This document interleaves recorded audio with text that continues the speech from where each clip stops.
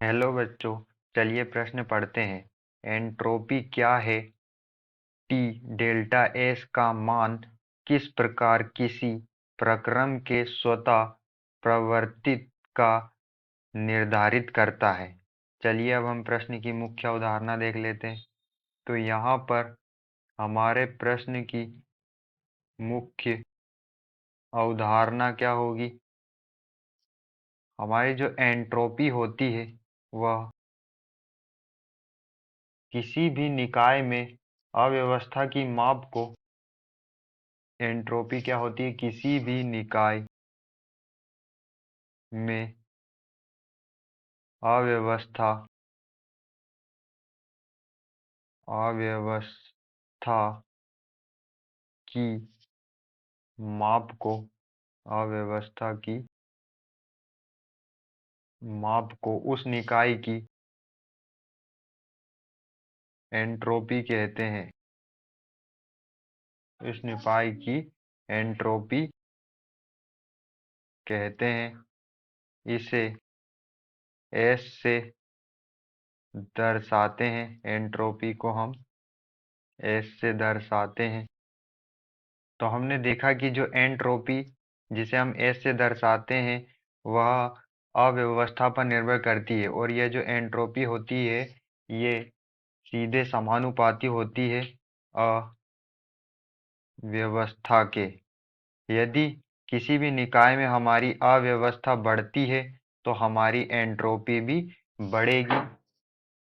जैसे जो एंट्रोपी होती है वो गैसों की ज़्यादा होती है ठोसों से, क्योंकि गैसों की जो अव्यवस्था है वो ज़्यादा होती है ठोसों से, क्योंकि गैसों का कोई आकार नहीं होता और ठोसों का आकार होता है। गैस गैसों की जो अव्यवस्था है वो ज़्यादा होती है, इसलिए उनकी जो एंट्रोपी है गैसों की वो भी ज़्यादा होती है।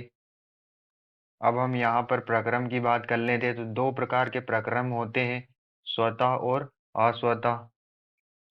तो जो प्रक्रम होते हैं वो गिब्स मुक्त ऊर्जा परिवर्तन पर निर्भर करते हैं। तो गिब्स मुक्त ऊर्जा परिवर्तन जिसे डेल जी से दर्शाते हैं, यह इस पे प्रक्रम निर्भर करते हैं। यदि हमारा मुक्त ऊर्जा में परिवर्तन गिब्स मुक्त ऊर्जा में परिवर्तन ऋणात्मक है तो हमारा जो प्रक्रम होगा वह स्वतः प्रवर्तित होगा। प्रक्रम जो होगा वह स्वतः प्रवर्तित होता है।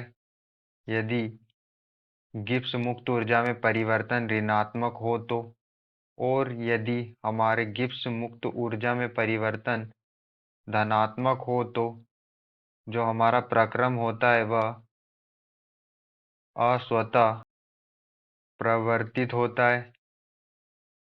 प्रक्रम अस्वतः प्रवर्तित होता है। तो अगर हमारी गिब्स मुक्त ऊर्जा में परिवर्तन ऋणात्मक है तो जो प्रक्रम है वो स्वतः प्रवर्तित होता है, और अगर गिब्स मुक्त ऊर्जा में हमारी जो गिब्स मुक्त ऊर्जा में परिवर्तन धनात्मक है तो जो प्रक्रम है वो अस्वतः प्रवर्तित होता है। तो गिब्स मुक्त ऊर्जा में परिवर्तन क्या होता है हम देख लेते हैं। गिब्स मुक्त ऊर्जा का जो परिवर्तन हम कैसे ज्ञात करते हैं? डेल्टा जी गिब्स मुक्त ऊर्जा में परिवर्तन बराबर होता है डेल्टा एच एंथैल्पी में परिवर्तन माइनस टी टेम्परेचर और डेल्टा एस एंथैल्पी एंट्रोपी में परिवर्तन। तो यहाँ पर गिब्स मुक्त ऊर्जा में परिवर्तन बराबर होता है डेल्टा एच एंथैल्पी में परिवर्तन माइनस टी यहाँ पर टेम्परेचर है केल्विन में, और डेल्टा एस एंट्रोपी में परिवर्तन है। यदि हमारी मुक्त ऊर्जा हम स्वतः प्रक्रम स्वतः प्रवर्तित की देख लेते हैं क्या होता है। तो डेल्टा जी हमने देखा कि अगर डेल्टा जी गिब्स मुक्त ऊर्जा में परिवर्तन डेल्टा जी नेगेटिव है तो हमारा जो प्रक्रम है वो स्वतः प्रवर्तित होता है, और अगर गिब्स मुक्त ऊर्जा में परिवर्तन ऋणात्मक है तो गिब्स मुक्त ऊर्जा परिवर्तन का मान 0 से कम होगा।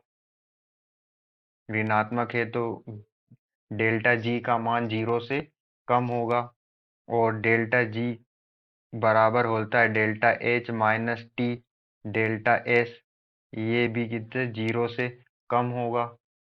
तो हम यहाँ से डेल्टा एच से ज़्यादा होगा टी डेल्टा एस, तो हम देख सकते हैं कि अगर टी डेल्टा एस हमारा ज़्यादा है डेल्टा एच एंथैल्पी में परिवर्तन से, तो हमारा जो प्रक्रम होगा वो स्वतः